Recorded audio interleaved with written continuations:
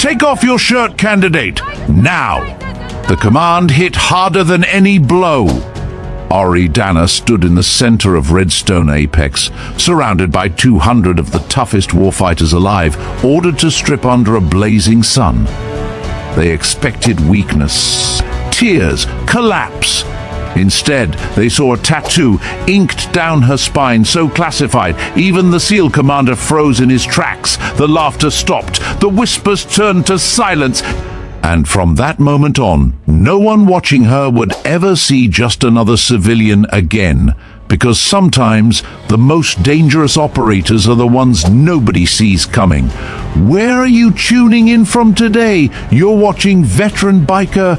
We know you're here. Drop a 1 if you're new, or 2 if you've been with us. Like, subscribe, and prepare to be humbled. Redstone Apex Tactical Training Center was a place of iron wills and sharp edges. It was where the military's most elite operators were forged, a crucible where years of conventional service were tested and often found wanting. Every square foot of the facility, from the polished barracks floors to the mud-caked obstacle course, radiated an aggressive confidence that came from surviving the best the world had to offer. It was a place for giants, for alpha predators who had spent their lives proving their dominance. So when Ari Danner stepped off the bus, a soft-spoken woman with the unassuming air of a librarian, the contrast was not just stark, it was an anomaly. At 31, Ari looked out of place. Her auburn hair was pulled back in a simple bun, and she wore a plain grey sweater and dark jeans that seemed almost deliberately unremarkable. There was no makeup, no jewelry, nothing to draw attention. She carried only a worn duffel bag and a folder of paperwork that, to the processing clerk, looked like a government document that had been attacked by a redaction pen.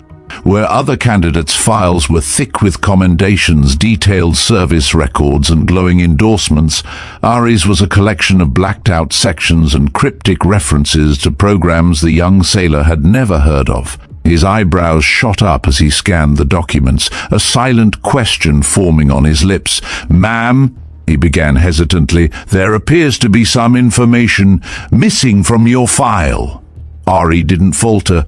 Her voice, though quiet, carried a strange weight, a finality that made the clerk's protest die in his throat. "The documentation is complete," she said, her brown eyes meeting his with an unblinking gaze that felt less like a confrontation and more like a simple statement of fact. "If there are questions about my eligibility, they should be directed to the program administrator." The clerk nodded uncertainly, stamping her forms and assigning her a bunk. As Ari walked away, he couldn't shake the feeling that her file was less a resume and more a classified directive, a simple instruction to process her and ask no more questions. Her assigned bunk was in a bay with 7 other female candidates, the cream of their respective military branches. The atmosphere was a palpable mix of nervous energy and aggressive confidence. As Ari began to unpack her few belongings, she could feel their eyes on her, assessing and judging. The woman in the bunk next to her, Staff Sergeant Freya Maddox, was a force of nature, a decorated Marine with a chest full of ribbons that told a story of combat tours and earned respect. Freya's physical presence was intimidating. Her arms were like tree trunks, and her confident swagger was that of a person used to being the alpha in any room. "So, what's your story, sweetheart?" Freya's voice was a low growl, carrying the authority of someone who had never needed to raise it. "Which general's daughter are you? Because I've been in this game a long time, and you don't look like you belong here."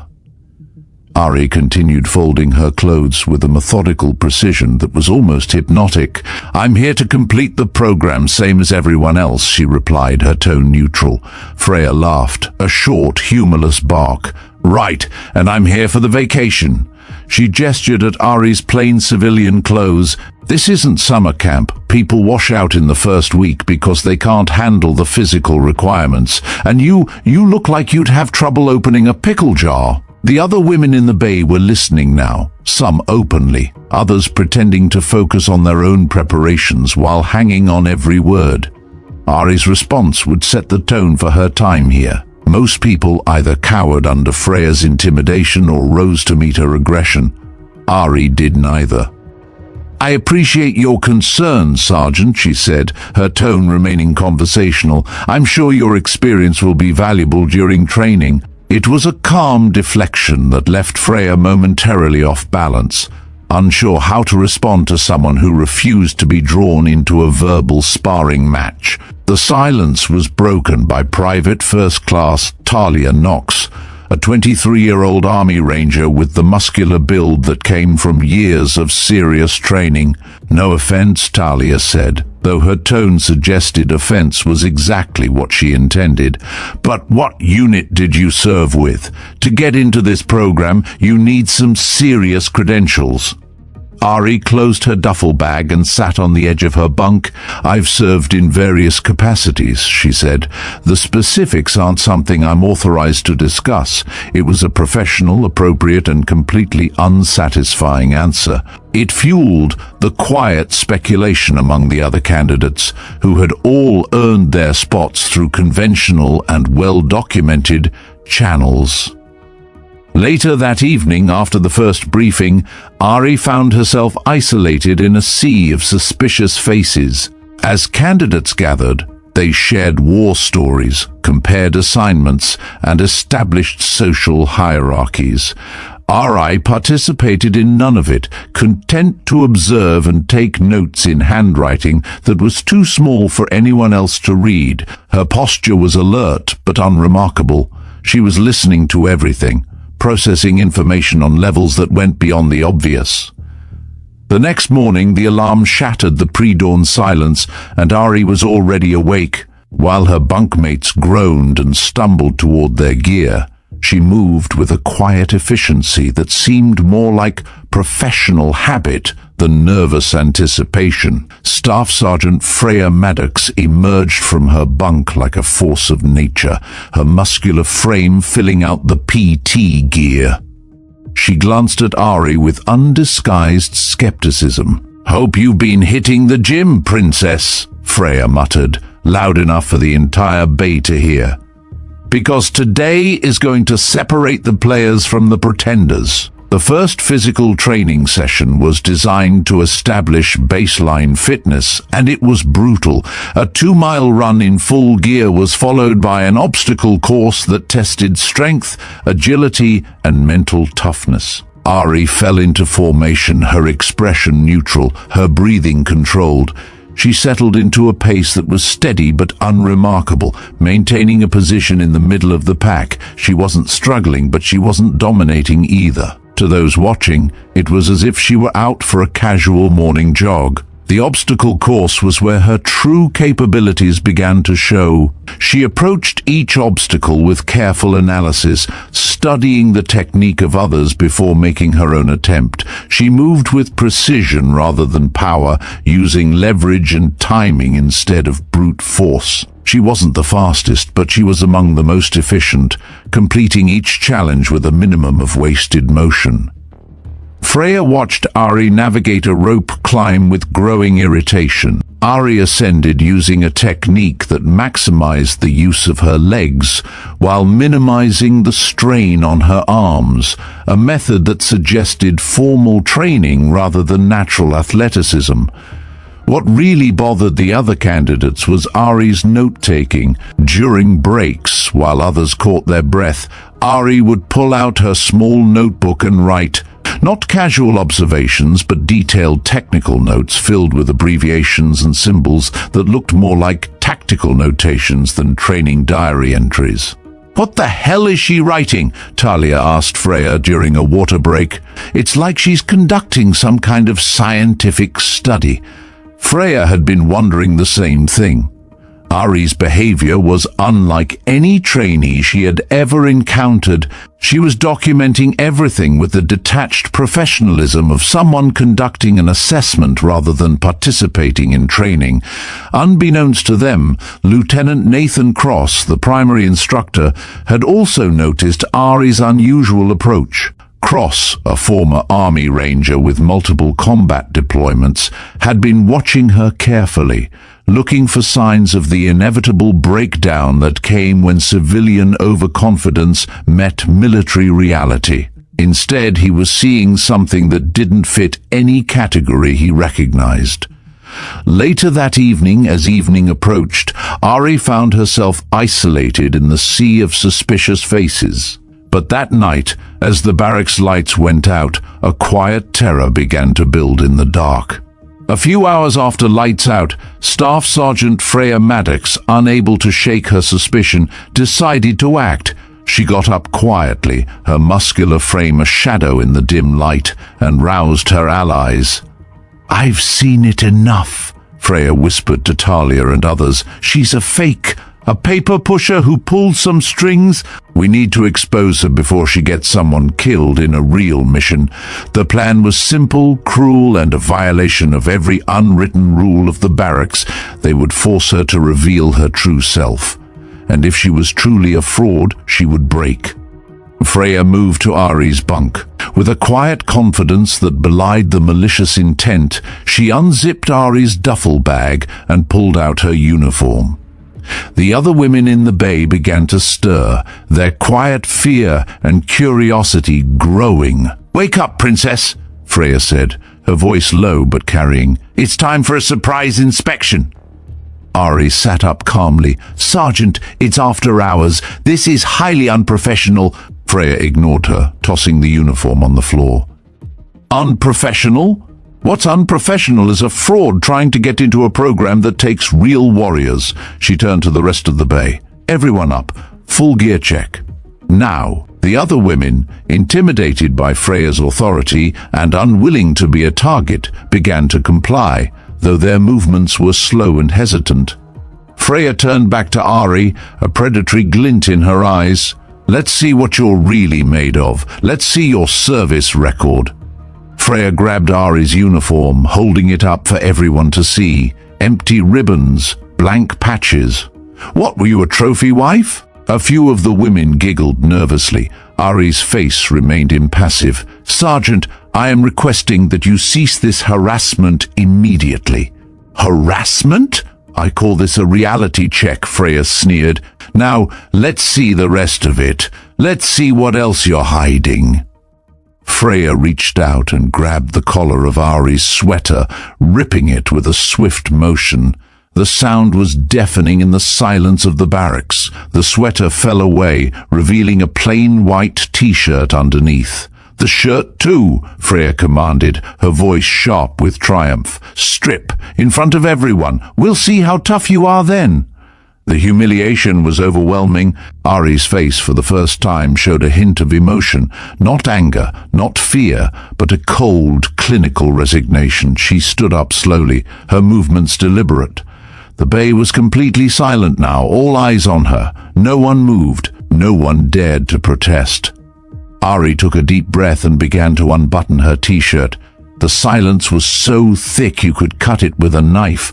As she turned her back to the group to finish unbuttoning, a few of the women gasped. What they saw was not the smooth, unmarked skin they expected. Running down the length of her spine was a complex, intricate tattoo. It was a presidential service tattoo, an elaborate symbol of an eagle and a shield.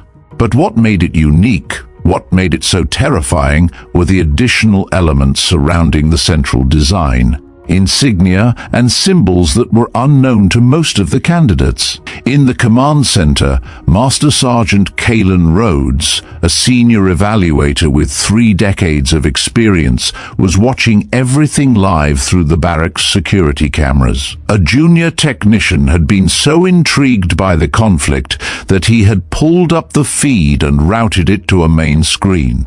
The audio was clear, thanks to the instructor's forgotten mic from earlier. Kalen's blood ran cold. He had seen thousands of tattoos in his career, but this was different. He caught a glimpse of the Presidential Service tattoo and froze. The junior technician had to manually enhance the image to confirm what they were seeing.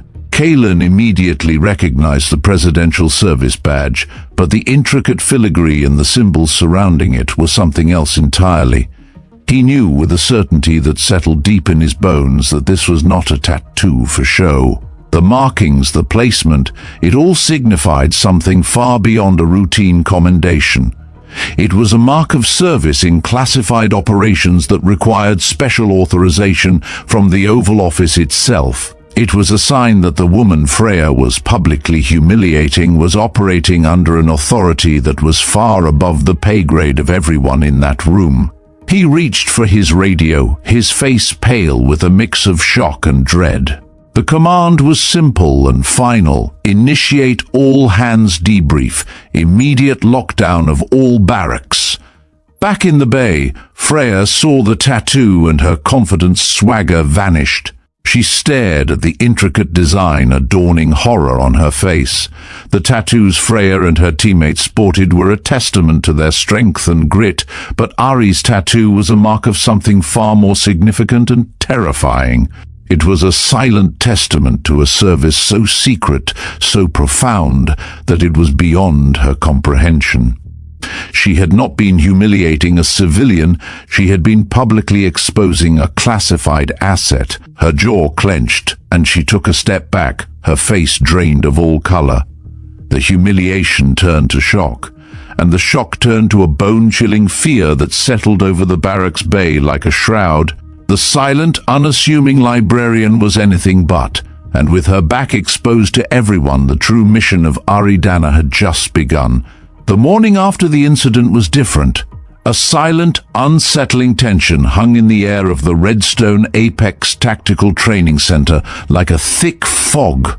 Master Sergeant Kalen Rhodes's command for an immediate lockdown and a full debrief had been a thunderclap in the pre-dawn quiet, shaking the entire facility. The candidates in Ari Danner's bay were ushered out into the compound, their faces a mixture of confusion, shock, and dawning dread. The humiliation they had inflicted on Ari Danner had been witnessed by the very senior command they were trying to impress. And the tattoo, the Presidential Service tattoo with its cryptic high-level insignia, was now a public secret, a terrifying truth that hung over them all.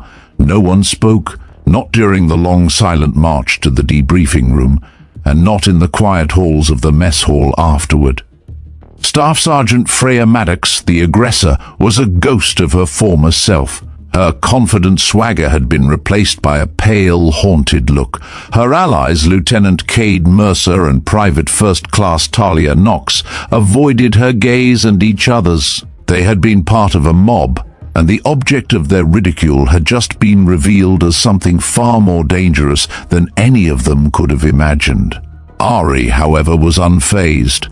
Her calm demeanor, once a source of suspicion, now seemed to deepen the distrust. She moved through the day with the same quiet efficiency, her movements economical and precise. She was always writing in her small, cryptic notebook, her pen moving with a speed and confidence that suggested she wasn't just taking notes, she was documenting. Her calm was unsettling. It was the calm of someone who had faced worse and survived, and it intensified the fear and distrust of those who had wronged her. The first major exercise of Part 2 was a stealth navigation course, a test designed to evaluate a candidate's ability to move through a difficult wooded environment without being detected by a series of infrared sensors, motion detectors, and strategically placed instructor observers. The course was a finely tuned instrument of detection, and success was measured in how few times a candidate was flagged. "Listen up, candidates," Lieutenant Cross announced, his voice clipped and serious. "This isn't a game of hide and seek. The sensors and observers on this grid are the best in the business. They'll see you. They'll hear you. Your job is to be so good that they question what they're seeing." The candidates were sent out in staggered intervals. Freya, Cade, and Talia watched Ari go, their expressions a mix of resentment and apprehension. Ari, as usual, seemed indifferent to their scrutiny. She entered the tree line with the same fluid motion she had shown during the physical training course, disappearing into the dense foliage as if the forest had simply absorbed her. The instructors and senior command, including a tense and silent Kalen Rhodes, monitored the exercise from the main observation center. A large tactical display on the wall showed a grid of the course, with a red dot representing each candidate and a series of sensors that would light up in real time as a candidate was detected. For the other candidates, the red dots moved across the screen, sometimes disappearing for a moment before reappearing as a sensor was tripped. Freya, despite her impressive physical conditioning, was flagged 4 times before reaching the halfway point. Cade Mercer, an end-of-day specialist, used his understanding of technical systems to his advantage, but was still caught twice. Ari's dot, however, was a ghost. It moved steadily through the grid, her progress marked by the timing of her entry and exit from various checkpoints, but the sensors remained silent. The motion detectors didn't trigger. The infrared cameras showed nothing but the natural heat signatures of the forest floor. A nervous energy began to fill the room as the technicians and instructors stared at the screen in disbelief. "Are the sensors on Grid 7 offline?" a technician asked, his voice barely a whisper. "Negative," the head of the sensor grid replied. "All systems are green. We're picking up deer, squirrels, even a wild boar. Nothing human." But Ari was still moving. Her time checks were confirmed by the checkpoint instructors, who reported her passing through each one without issue. She reached the objective, a flag that candidates were supposed to retrieve without being spotted, and returned to the extraction point without a single detection. Her ghost-like performance caused a genuine alarm. The instructors began to question whether the entire sensor grid was malfunctioning, a possibility that was both embarrassing and deeply concerning. Lieutenant Cross, waiting at the finish line, was troubled rather than congratulatory. "Where did you learn to move like that?" he asked without preamble. Ari's response was the same polite deflection she had been using since her arrival. "Various training courses, sir. Nothing that isn't available through standard military education." It was technically true, but completely misleading. Cross knew that the movement techniques Ari had displayed were taught only in specialized schools that most soldiers never even heard of. Her route selection showed an understanding of advanced reconnaissance principles that came from real-world application rather than classroom instruction. Her ability to avoid detection wasn't luck, it was a practiced, deliberate art. The performance, which should have earned her respect, only intensified the distrust. Freya and her allies became convinced that Ari was a fraud, or worse, an embedded threat. The librarian was a master of unconventional but highly efficient movement and recon techniques that went far beyond anything they had ever seen. The mystery of her background was no longer a question of her belonging, it was a question of her purpose. Freya convened a meeting with her allies, Cade and Talia. They found a secluded spot behind the maintenance shed, away from the instructor's watchful eyes. "Did you see that?" Freya hissed, her face flushed with a mixture of embarrassment and anger. She was a ghost. No one moves like that without serious training. But if she had that training, why isn't it in her record? Cade Mercer, a Navy EOD specialist, was a man of logic and technical details. His mind was a finely tuned instrument, and everything about Ari was triggering his professional paranoia. The way she takes those notes, she's documenting everything like she's planning to write a book. Real operators don't do that. Real operators live in the moment. Talia Knox, initially hesitant, was now drawn into the group dynamic of shared suspicion. Maybe she's some kind of corporate spy, she suggested, trying to steal training methods for a private military company or something. The theory, though far-fetched, gained traction because it explained Ari's competence while maintaining her status as an outsider.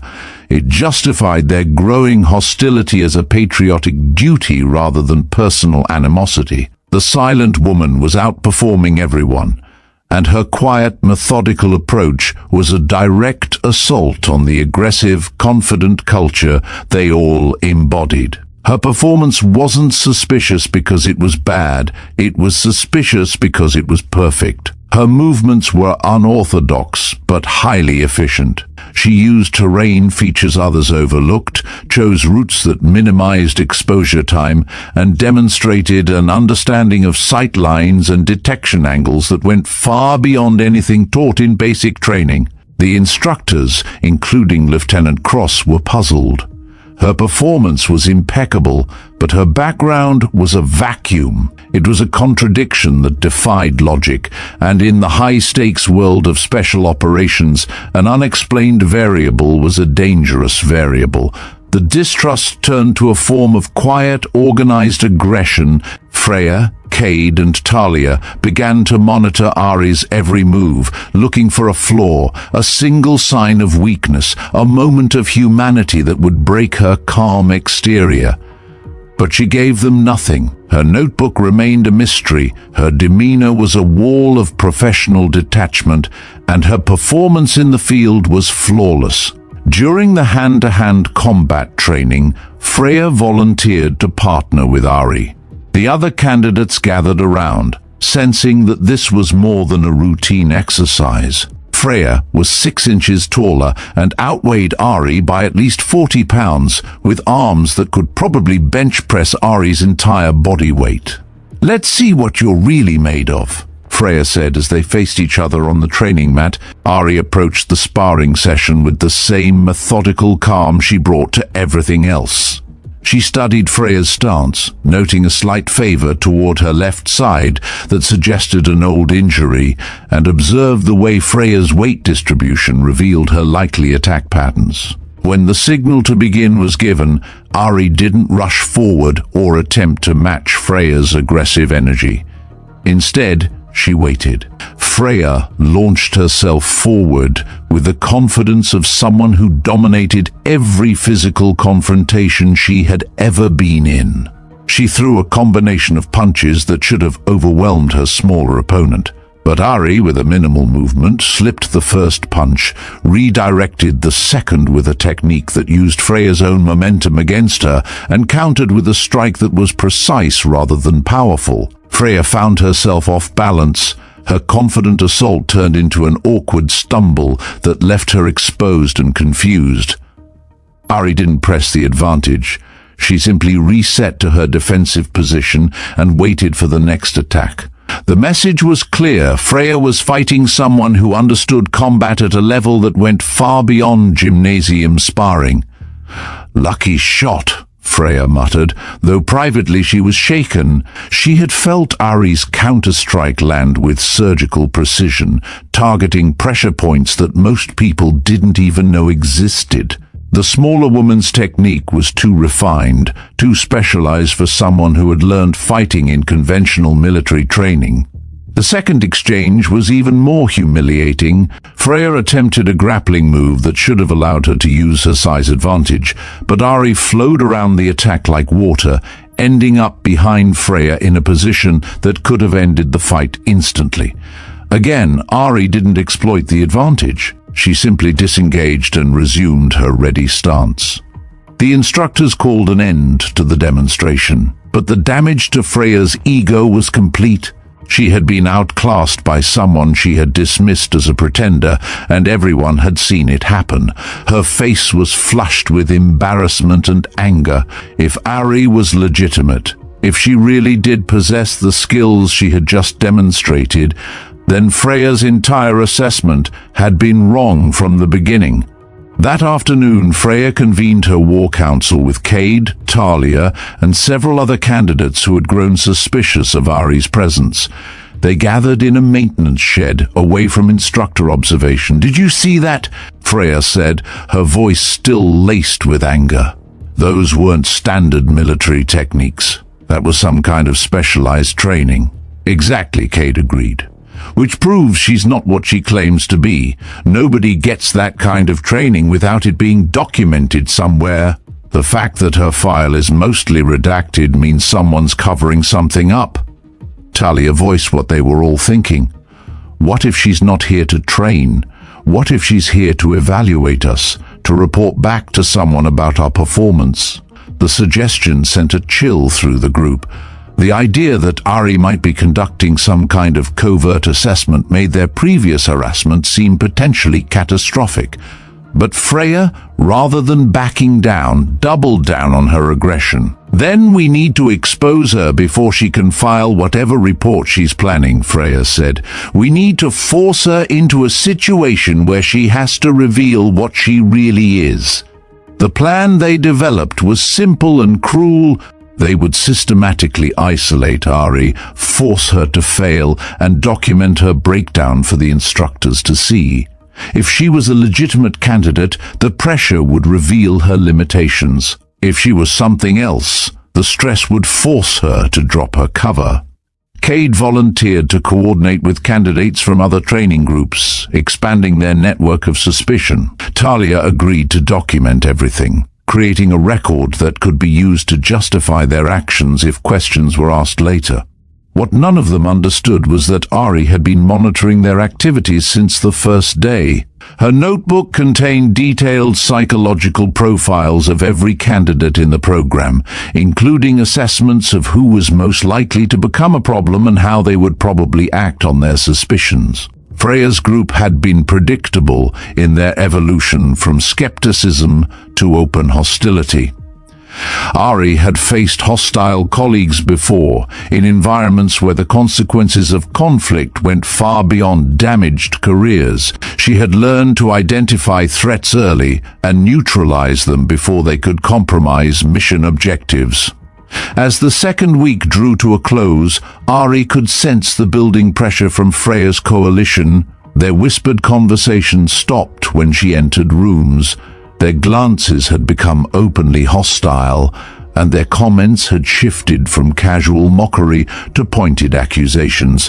They were preparing for some kind of confrontation, and Ari knew she would have to be ready for whatever they planned. The irony was not lost on her. She had volunteered for this assignment specifically because her background made her uniquely qualified to assess and improve special operations training protocols. The president himself had signed the orders that brought her here, recognizing that someone with her experience could identify weaknesses that conventional evaluators might miss. But the same skills that made her valuable to national security made her suspicious to people who couldn't understand how someone could be so competent without fitting their expectations of what competence looked like. They were about to learn that their assumptions about strength, authority, and legitimacy were dangerously incomplete. The third week at Redstone Apex Tactical Training Center began with an oppressive, suffocating silence. It was a silence that spoke volumes, a clear sign that the unofficial truce between Ari Danner and Staff Sergeant Freya Maddox's coalition had ended. The air was thick with the kind of tension that precedes a storm, a palpable sense that the confrontation Freya had been planning was finally in motion. The other candidates, now fully aware of the hostility, kept their distance, becoming silent bystanders to a conflict they couldn't understand and didn't want to be a part of. The casual mockery had vanished, replaced by a cold, pointed animosity that was as unnerving as it was deliberate. The first hint of the setup came during the morning gear inspection. Ari, as usual, had laid out her equipment with methodical precision. But as she began her final check, she noticed a subtle but critical alteration to her navigation equipment. Her compass needle, a tool designed for absolute reliability, had been tampered with. Its alignment shifted by a few degrees, enough to cause significant navigation errors over long distances. It was a subtle, professional act of sabotage, the kind of meticulous detail that could only be executed by someone who knew what they were doing. Lieutenant Cade Mercer, an end-of-day specialist and Freya's ally, was the obvious culprit. His expertise lay in precision and technical systems, and this was his signature. Ari's face remained a mask of professional calm. She didn't show a flicker of surprise or anger. Instead of confronting anyone, she simply put the tampered compass back in her bag and, with a subtle movement, pulled a backup from a hidden pouch in her gear. It was a lesson learned from 1,000 operations: never trust issued equipment. She had come prepared for exactly this kind of scenario. Freya, watching from a distance, saw the quiet efficiency with which Ari handled the situation. There was no anger, no panic, only a seamless transition to a contingency plan. The failure Freya had intended to create had been neutralized before it even began. The main event of the day was a complex field mission, a 48-hour exercise designed to test navigation, reconnaissance, and team coordination. Candidates were divided into small teams for a series of overlapping objectives. Freya, using her influence, had ensured that Ari was assigned to her squad, along with Cade Mercer and Private First Class Talia Knox. The mission parameters were straightforward: navigate 15 miles through hostile territory, gather intelligence at 3 separate objectives, and extract to a designated pickup point within the time limit. What wasn't straightforward was the systematic sabotage that began almost immediately after the team left the starting point. Freya, the team leader, designated Ari as the team's navigator, a role that should have played to her demonstrated strengths. But the plan was to create a chain of failures, starting with the tampered compass and escalating from there. The first attempt had failed, but Freya had more in store. As the team moved, she began to deliberately violate basic tactical principles, ordering them to move in patterns that made them predictable and visible. When Ari, with her usual calm professionalism, pointed out the tactical vulnerabilities, Freya dismissed her. "I'm team leader, Ari," Freya snapped, her voice carrying an edge. "I set the pace and the formation. Your job is to follow orders, not to question them." Ari didn't argue. Instead, she adapted. She began to subtly reassign roles mid-exercise with surgical precision, her quiet suggestions and analytical observations proving more effective than Freya's aggressive commands. She spoke to the other uninvolved teammates with a calm authority, explaining the tactical advantages of her proposed changes.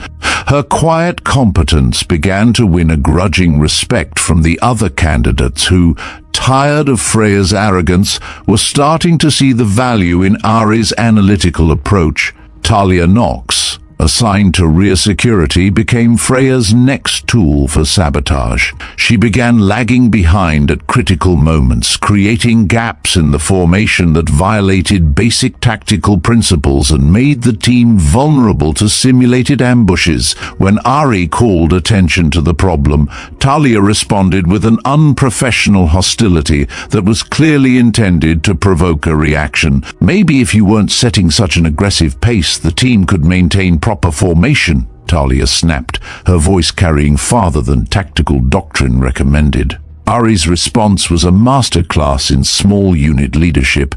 She didn't get angry or assign blame.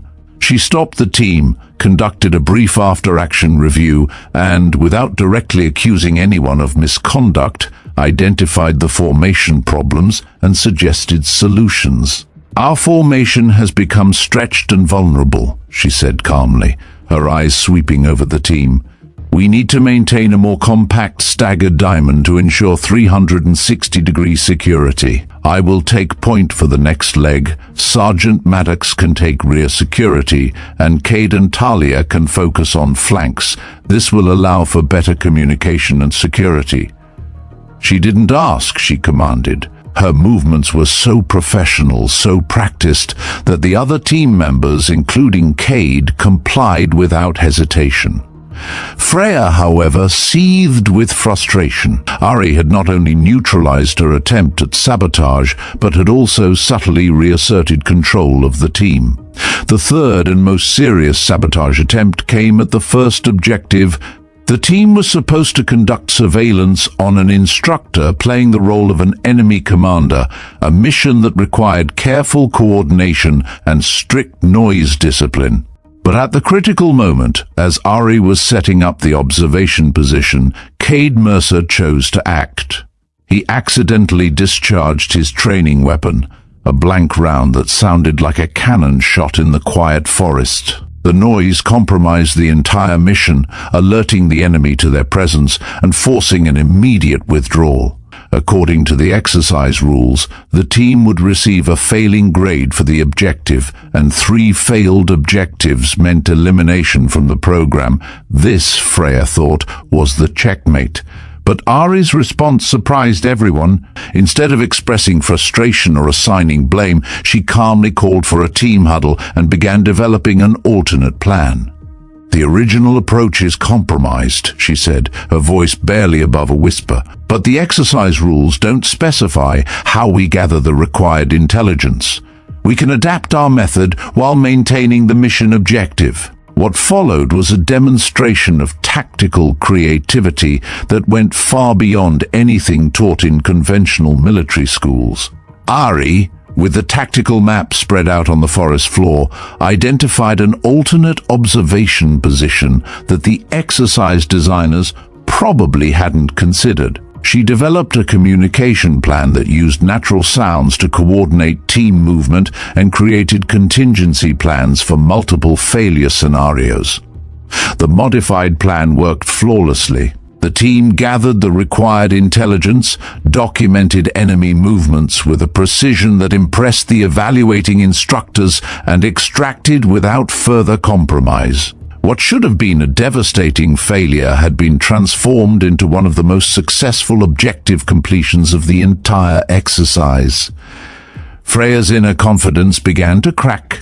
Every attempt to expose Ari's weaknesses had instead highlighted her strengths, making Freya's team look incompetent by comparison. The deliberate equipment failures, the formation problems, the noise discipline violations, all of it had been overcome by Ari's professional competence and adaptability. "She's making us look like amateurs," Cade whispered during a brief rest halt, his face flushed with embarrassment and anger. Talia agreed, her voice filled with awe. "It's like she's been through this exact scenario before. No one adapts that quickly unless they know what's coming." The observation was more accurate than Talia realized. Ari had indeed faced similar challenges before, in environments where improvisation meant the difference between mission success and national security disasters. She had learned to treat equipment failures and personnel problems as normal conditions rather than exceptional circumstances. But the most disturbing aspect of Ari's performance wasn't her technical competence.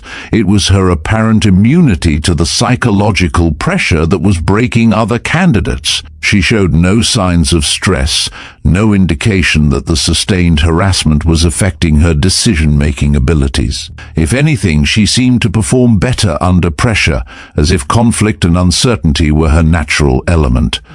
That evening, as candidates gathered for their chow, the speculation about Ari reached new levels of intensity. She had performed well enough to silence claims that she didn't belong physically, but her competence only deepened the mystery of her background.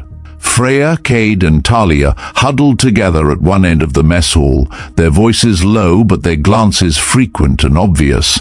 "There's something seriously off about her," Freya said, picking at her meal without appetite. "Nobody moves like that without serious training, and if she had serious training, why isn't it in her record?"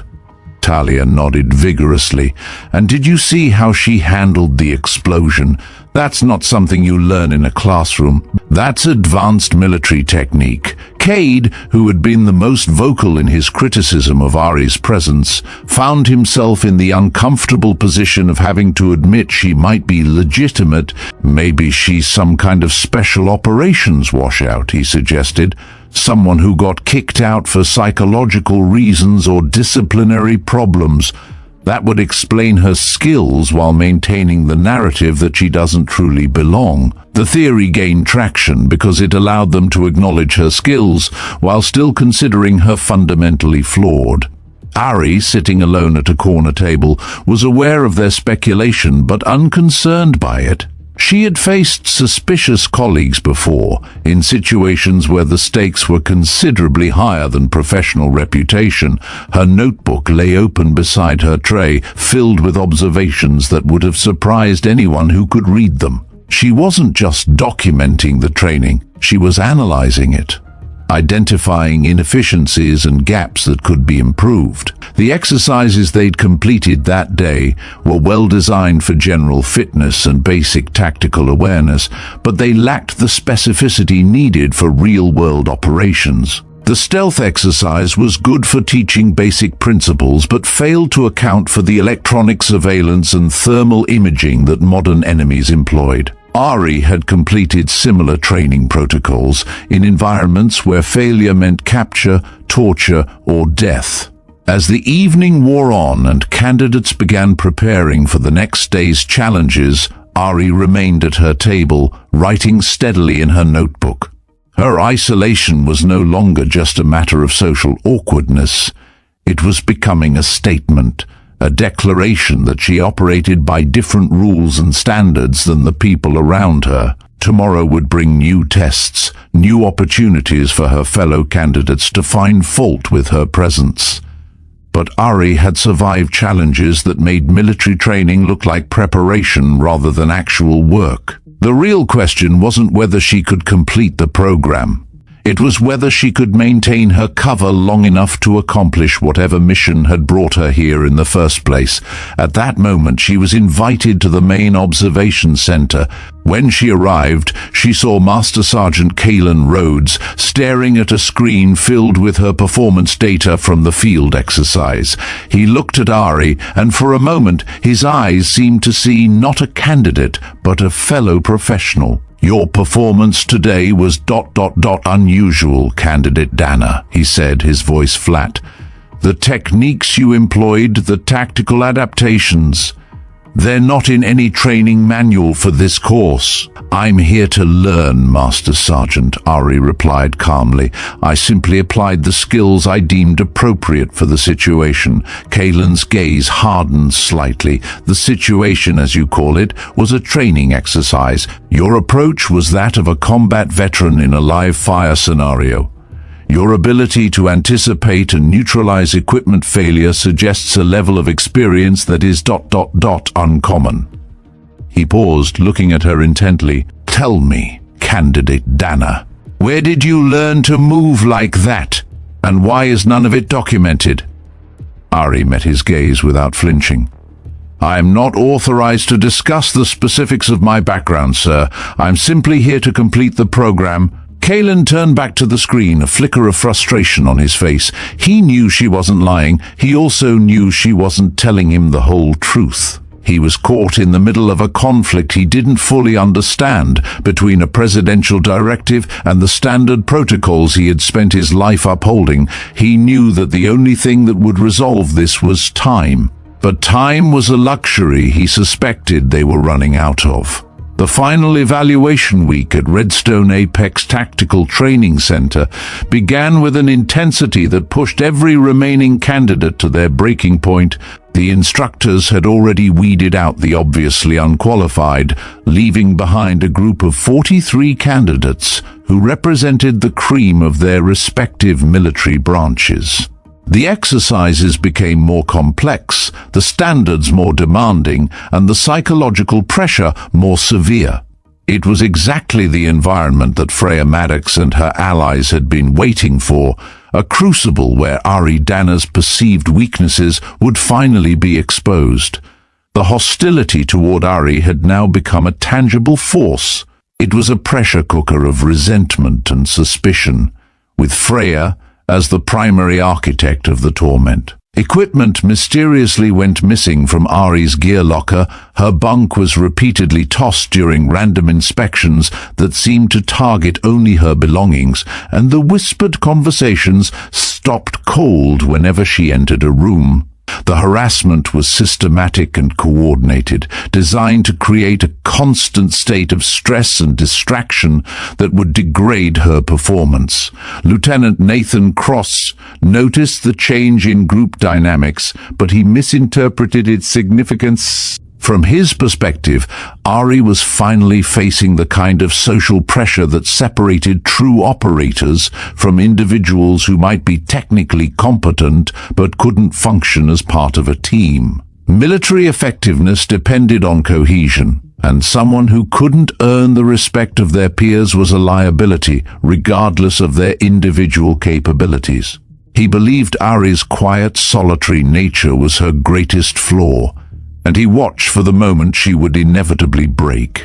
The week's first major exercise was a 48-hour field problem that tested everything from navigation to combat skills. Freya's coalition put their final, most audacious plan into action. She had used her influence to ensure that Ari was assigned to her squad, along with Cade Mercer and Talia Knox, creating a situation where her antagonist would have maximum opportunity to push her beyond her breaking point.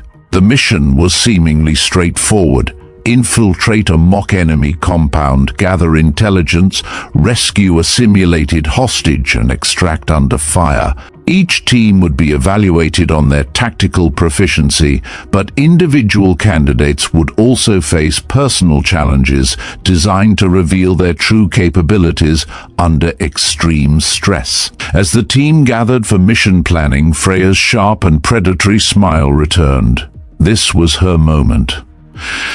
"Well, well," Freya said, her voice dripping with condescension. "Looks like it's time to see what you're really made of, Ari. No more hiding behind other people's competence." Ari spread out the mission briefing materials with methodical precision, her movements calm despite the obvious hostility from her teammates. The target compound was a complex facility with multiple buildings, perimeter security, and roving patrols. The hostage was located in a central structure that could only be accessed after neutralizing several security checkpoints. Time limits were tight, failure conditions were numerous, and the evaluation criteria were deliberately vague. "Standard infiltration approach," Cade suggested, though his tone made it clear he wasn't actually asking for Ari's input. Fast and aggressive, overwhelming force at the primary entrance. Ari studied the tactical map for a long moment before responding. "The approach you're describing has a low probability of success given the defensive layout. The primary entrance is designed to channel attackers into a kill zone. We'd be eliminated before reaching the first checkpoint." Freya's expression hardened. "So what's your brilliant alternative, princess? Wait for them to surrender?" "Deception and misdirection," Ari replied, pointing to specific features on the map.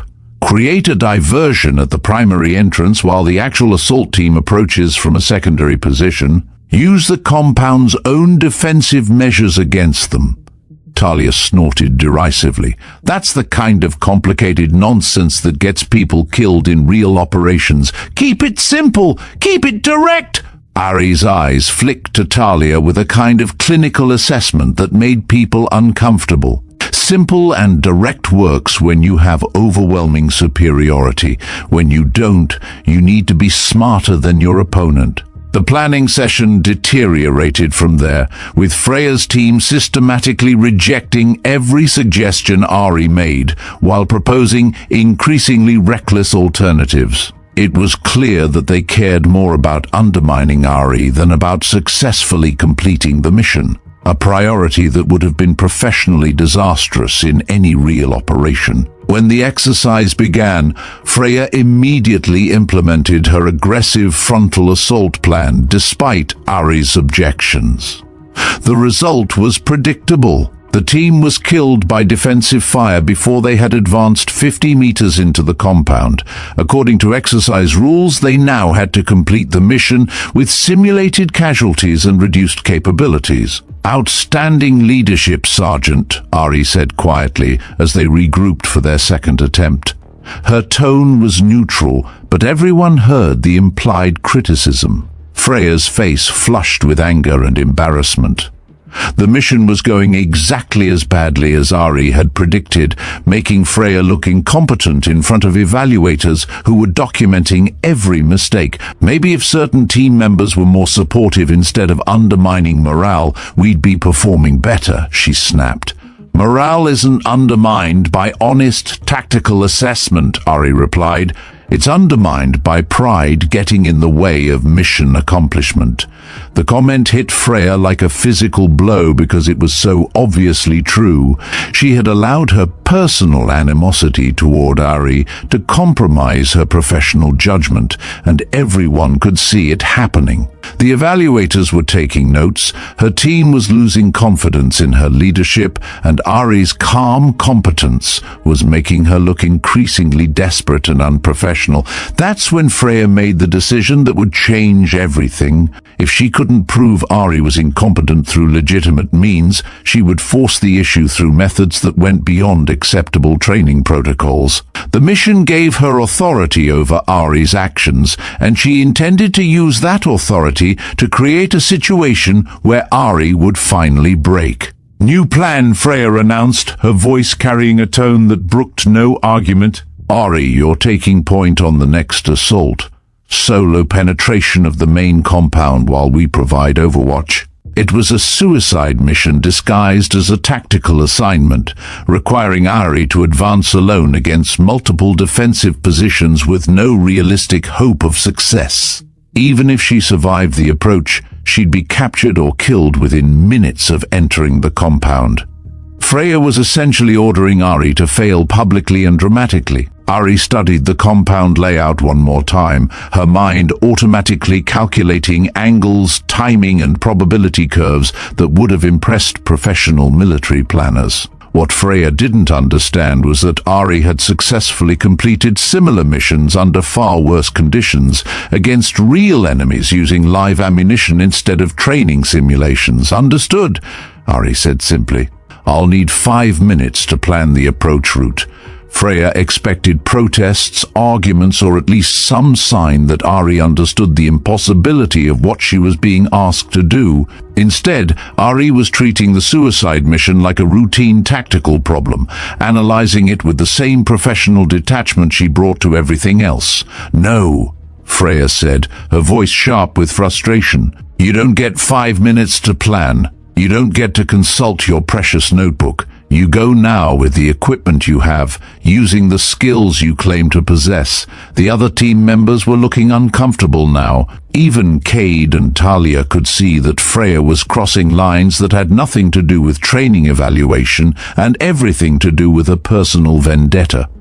But Ari simply nodded in acknowledgement and began checking her gear with routine efficiency. "Roger that," she said, initiating solo assault in 30 seconds. Freya watched Ari prepare for what should have been professional suicide and felt a growing sense of unease. Ari wasn't showing any signs of stress or fear. If anything, she looked more focused and purposeful than she had during any previous exercise. It was the expression of someone who was finally being asked to do something that matched their actual capabilities. The evaluators had moved closer to observe, their attention focused entirely on what was about to happen. Cross was speaking quietly into his radio, coordinating with other instructor teams who were monitoring the exercise. Everyone sensed that they were about to witness something significant, though none of them understood exactly what that might be. Ari finished her equipment check and looked back at Freya one final time. "Any specific intelligence requirements or just successful hostage recovery? Just don't get yourself killed," Freya replied, though her tone suggested she wouldn't be particularly upset if Ari failed spectacularly. Ari nodded and disappeared into the tree line with a fluidity that left observers blinking in surprise.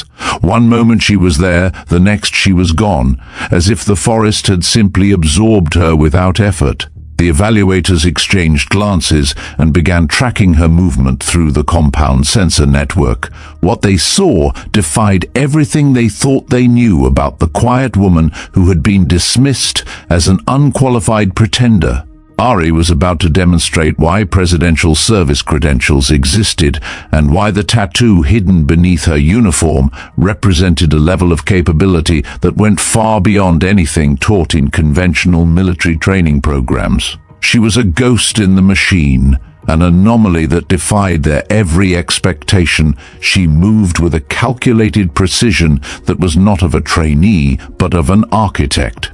Her approach was so refined that the compound's electronic systems misclassified her movement as background noise, mistaking the most dangerous operative they had ever encountered for a natural disturbance in the woods. In under 19 minutes, she retrieved the simulated hostage, collected full intel, and vanished back into the trees, completely undetected.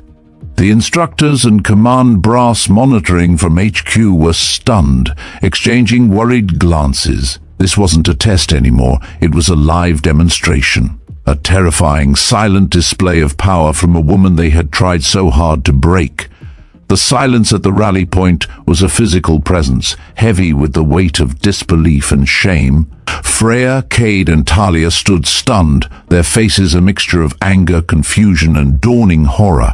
They had spent the last hour monitoring Ari Danner's movements through their scopes, watching as she systematically dismantled the compound's defenses, a ghost in the machine who defied every tactical principle they had ever been taught. Every assumption they had made about her capabilities had been proven wrong in real time. The mission they had designed as a public humiliation had become a terrifying live demonstration of a skill set so advanced, so refined, that it belonged in classified operation reports, not a training exercise. "She's making us look like amateurs," Cade whispered, his face flushed with embarrassment.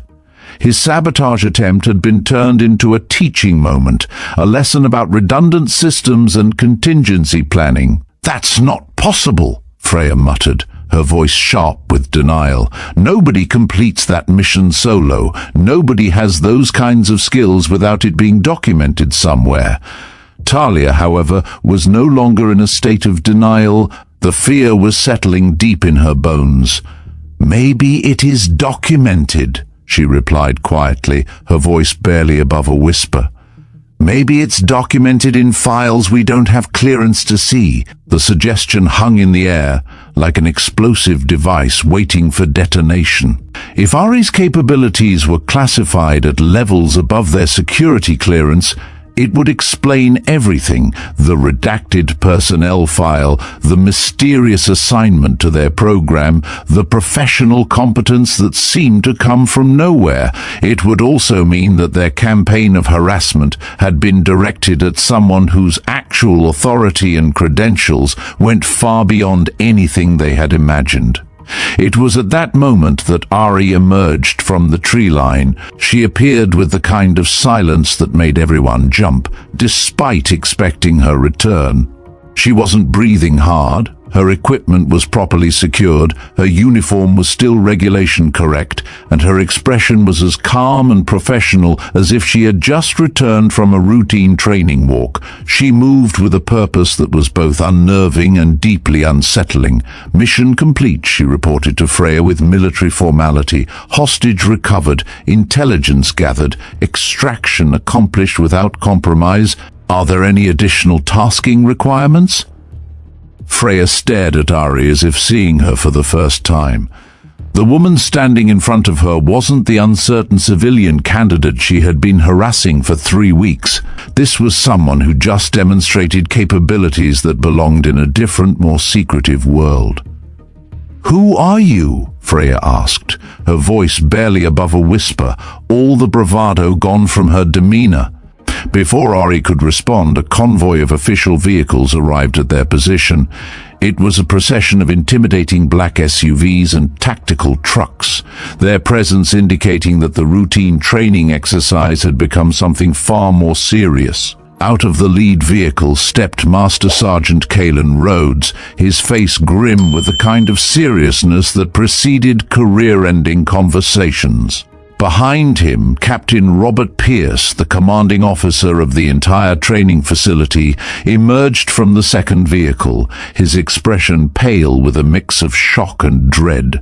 They were followed by a team of high-level officials whose names and faces were unknown to the candidates. Freya and her team stood at attention as the senior officers approached, but their military bearing couldn't hide the confusion and fear that was radiating from them. They had spent weeks harassing someone they had assumed was an unqualified interloper, and now they were facing the possibility that their target had been operating under authority that went far above their pay grade. "Stand at ease," Kalen commanded, his voice carrying the quiet authority that made everyone immediately comply. His eyes swept the group, taking in their obvious nervousness before settling on Ari with an expression that was impossible to read. Ari, however, remained at attention despite the command to relax. Her posture was perfect, her expression neutral. There was something in her eyes now, a recognition, an acknowledgement that the game was finally over and real communication could begin. "Candidate Danner," Kalen said, his voice carefully controlled, "your performance during today's exercise has raised some questions that require immediate clarification." "Yes, sir," Ari replied, her voice steady and professional. "Sir, she's been acting suspicious since day one," Freya blurted out, her pride still fighting to survive. "The way she takes notes, the equipment she carries, the techniques she uses, none of it matches her official story." Kalen's gaze shifted to Freya with a kind of cold assessment that made seasoned operators uncomfortable. "Sergeant Maddox, your concerns have been noted. However, you are not qualified to make judgments about operational capabilities or security classifications." The rebuke was delivered with a surgical precision that made it clear Freya had overstepped her authority in a way that could have serious consequences. "In fact," Kalen continued, "your behavior toward candidate Danner has been documented and will be subject to review by appropriate authorities. Harassment of personnel operating under classified authority is a serious matter." The words hit Freya like a physical blow. If Ari was operating under classified authority, then everything Freya had done, the harassment, the sabotage, the public humiliation, constituted interference with a classified operation. The kind of interference that ended careers and sometimes led to criminal charges. Kalen turned back to Ari, his expression softening slightly. "I'm going to ask you a direct question, and I need a direct answer. Are you operating under a presidential directive?" The question hung in the air like an explosive device waiting for detonation. Presidential directives were among the most classified authorities in the entire government, reserved for operations that affected national security at the highest levels. Ari met Kalen's eyes with steady confidence. "Sir, I am not authorized to discuss the details of my assignment without proper authentication protocols." It was neither confirmation nor denial, but it was the kind of response someone operating under presidential authority would give when questioned by unauthorized personnel. Kalen nodded slowly, as if he had received exactly the answer he expected. He walked back to his vehicle and returned with a secure communication device. After a brief conversation using codes that confirmed he was speaking to very high-level authority, he approached Ari again. "I've been authorized to request verification of your credentials," he said formally. "If you are operating under a presidential directive, you will need to provide proof of your authority." Ari nodded calmly and began removing her tactical vest and outer uniform shirt. The action sent a ripple of surprise through the assembled candidates. It seemed like an inappropriate response to a request for identification. But as Ari turned to expose her back, the reason for her actions became immediately clear. Running down the length of her spine was an intricate, elaborate presidential service tattoo, the distinctive eagle and shield design that was reserved for personnel who had served in direct support of presidential operations. But this wasn't just any presidential service tattoo. The additional filigree and insignia surrounding the central design indicated service in classified operations that required special authorization from the Oval Office itself. Kalen audibly gasped, his professional composure cracking for the first time in decades. He had seen presidential service tattoos before, but never one that included the specific symbols and design elements that marked Ari's back. The classification level indicated by those symbols was so high that Kalen himself didn't have clearance to access the files that would explain what operations they represented. Freya, Cade and Talia stared at the tattoo with growing horror as they began to understand the magnitude of their error. They hadn't been harassing an unqualified civilian, they had been interfering with a presidential operative. The humiliation they had inflicted was no longer just a training incident, it was a national security matter. Captain Pierce stepped closer to examine the tattoo, his face pale with the realization that his facility had been hosting a presidential operative without his knowledge. The security implications alone were staggering, but the potential consequences for the personnel who had been harassing her were even worse. "Ma'am," Pierce said, his voice carrying a formal respect that was a stark contrast to the casual dismissal she had faced for 3 weeks. "I need to apologize for any inappropriate treatment you may have received while operating at this facility." Ari pulled her shirt back on with the same calm efficiency she brought to everything else. "No apology necessary, Captain. The exercise provided valuable data about training protocols and personnel evaluation procedures."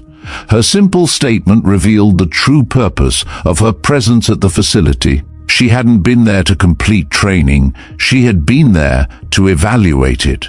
The harassment she had endured, the challenges she had faced, the hostility she had overcome, all of it had been data points in an assessment that would influence how the military trained its most elite operators. Kalen was already reaching for his radio, initiating communications that would set in motion a chain of events reaching to the highest levels of military command.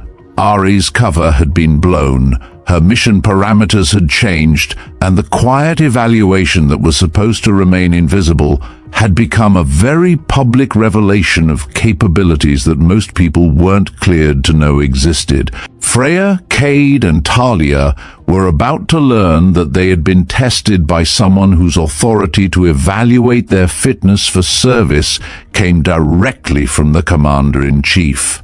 The silence that followed Ari Danner's revelation stretched across the Virginia training ground like a physical presence, thick with the weight of immediate consequences. Freya Maddox, Cade Mercer, and Talia Knox stood frozen, their minds struggling to process the magnitude of their error. They had spent 3 weeks systematically harassing a woman whose authority came directly from the Oval Office, someone whose evaluation of their conduct would be read by officials whose names appeared on classified documents that shaped national security policy.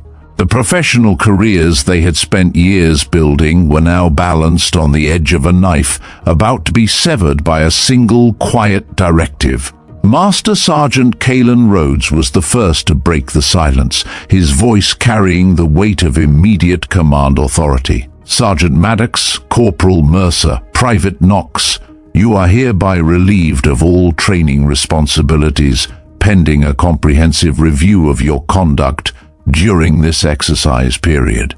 The words fell like hammer blows, each one representing the end of a military career. Relief from training responsibilities was military code for career termination, especially when it involved interference with classified operations. Freya's face had gone ashen, but her pride wouldn't allow her to accept the situation quietly. Sir, with all due respect, we had no way of knowing. You had no way of knowing because you made assumptions based on appearances rather than conducting a proper assessment, Kalen interrupted, his tone cutting through Freya's attempted defense. Military effectiveness depends on recognizing competence, regardless of how it's packaged.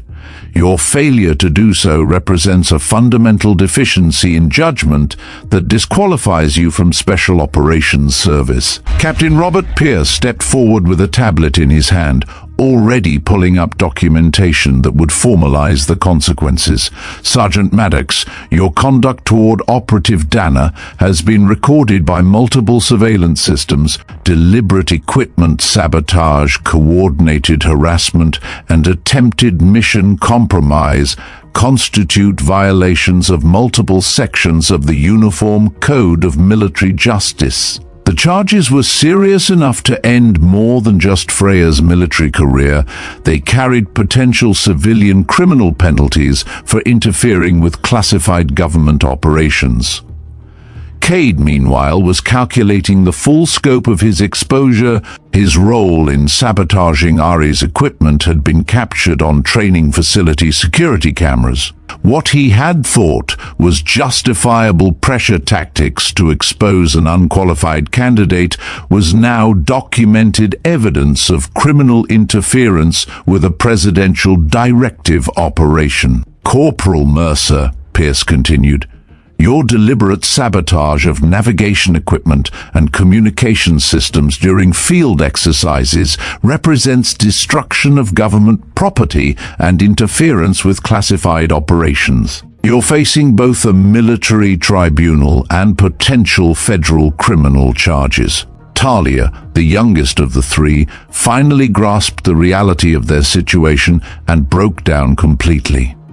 We didn't know, she said, her voice cracking with panic. She never said anything about being undercover. How were we supposed to know? Ari spoke for the first time since revealing her tattoo, her voice carrying the calm authority that came from years of operating in situations where mistakes had life and death consequences. The assumption that competence must announce itself is precisely the kind of thinking that gets operatives killed in the field.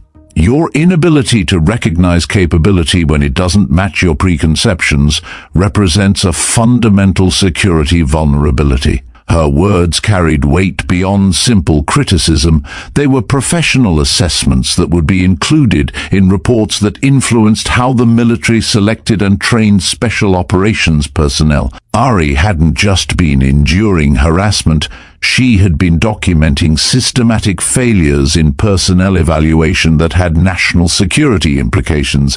Kalen was already coordinating with higher authority through his secure communication device, using codes that indicated direct communication with Pentagon-level command. The conversation was brief but clearly decisive. Effective immediately, he announced. All three candidates are terminated from this program and will be transferred to administrative hold pending final disposition of charges. Their security clearances are suspended, and they are prohibited from discussing any aspect of this incident with unauthorized personnel. The administrative language couldn't disguise the severity of what was happening. Freya, Cade, and Talia were being removed not just from the training program, but from any position where they could pose a security risk. Their military careers were over. But the consequences extended beyond the three primary antagonists. Kalen turned to address the other candidates who had witnessed the confrontation, his voice carrying a warning that was unmistakable in its implications. Let me be clear about something, he said, his eyes sweeping across the assembled trainees. Operative Danner has been conducting a classified assessment of this facility's training protocols and personnel evaluation procedures. Every interaction, every comment, every demonstration of judgment or lack thereof has been documented and will be included in her final report. The revelation sent a chill through the candidates who had remained silent during Ari's harassment. They suddenly realized that their failure to intervene, their willingness to go along with obviously inappropriate behavior, their complicity in systematic harassment, all of it had been observed and recorded by someone whose evaluation would determine their future in special operations. Ari, meanwhile, pulled out her notebook, the same one that had been the subject of so much speculation and suspicion, and began writing with the methodical precision that had frustrated her tormentors for 3 weeks. But now, watching her document the morning's events, everyone understood what they were really seeing. This wasn't a training diary or personal observations. This was an official after-action report that would be read by officials whose decisions shaped military policy at the highest levels. Lieutenant Nathan Cross, who had been observing the confrontation with growing unease, finally understood the full scope of what had been happening under his command. For 3 weeks, he had been witnessing systematic harassment of a presidential operative while doing nothing to intervene. His failure to recognize and stop the inappropriate behavior represented a massive leadership failure that would be documented in reports reaching the highest levels of military command. Within 48 hours of Ari's revelation, the Naval Special Warfare Training Center at Little Creek underwent the most comprehensive policy overhaul in its 30-year history. The changes began at the highest levels of command and cascaded down through every aspect of training protocols, personnel, evaluation, and facility culture, with the kind of systematic efficiency that only came from a direct presidential directive. Captain Robert Pierce found himself in the uncomfortable position of explaining to admirals and generals how a presidential operative had been systematically harassed under his command for 3 weeks without any intervention from facility leadership. His career ended with a brief formal statement that cited his failure to maintain appropriate training environment standards. But his removal was just the beginning. Ari was revealed to be the architect of this reform, a covert evaluator operating under a direct presidential directive to assess biases, leadership integrity, and psychological vulnerabilities within Special Forces training pipelines. A 3-week mistreatment had become a formal report, a powerful piece of evidence that institutional prejudices were compromising the military's ability to identify and develop its most valuable personnel. Her new recommendations, laid out in a comprehensive document, included blind evaluation protocols where candidate assessment was separated from demographic information and social dynamics. Competence would be measured by results, not by conformity to expected behavior patterns. She also recommended the implementation of integrated mystery operatives, undercover instructors whose job was to assess how well candidates could identify and work with capable personnel who didn't fit conventional expectations. And finally, she enforced a zero-tolerance policy for systemic bullying, arguing that such behavior was not only morally wrong, but operationally counterproductive. The most significant change was the development of what would become known as the Danner Protocol. A year later, Ari was invited to deliver a keynote speech at the International Defense Symposium in Berlin. The audience was filled with military leaders from 23 allied nations, all seeking to understand how the American military had achieved such dramatic improvements in special operations effectiveness.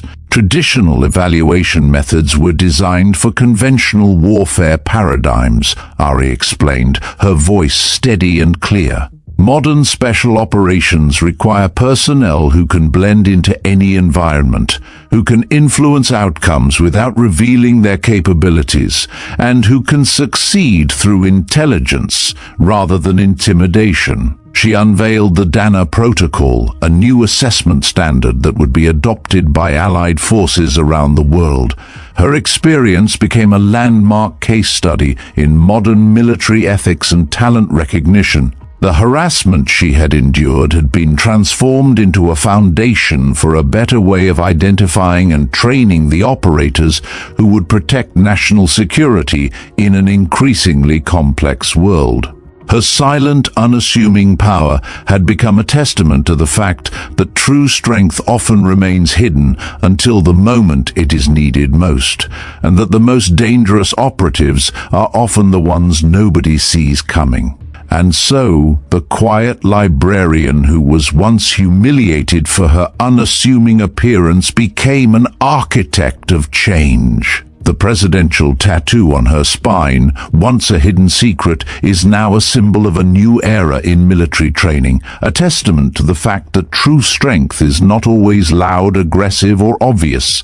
Ari Danner's story, a journey from outsider to reformer, proves that the most valuable assets are often the ones who are underestimated, and that the most dangerous operatives are often the ones nobody sees coming.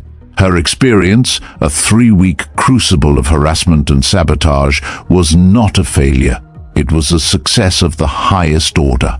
It provided the data needed to dismantle a flawed system built on prejudice and to replace it with a protocol based on merit, integrity, and real-world competence. The Danner Protocol is now the gold standard, ensuring that the next generation of silent defenders are chosen for their capabilities, not for their conformity. This is Veteranbiker, and we hope this story has given you a new perspective on what it means to be a true warrior. The journey of these brave individuals continues, and there are countless more untold stories waiting to be discovered. If this story resonated with you, please leave a comment below. We'd love to hear your thoughts on Ari's journey and the powerful changes she brought about. Don't forget to subscribe to our channel and turn on notifications so you don't miss our next upload. And if you're hungry for more, check out the 2 videos on your screen now. Thank you for watching.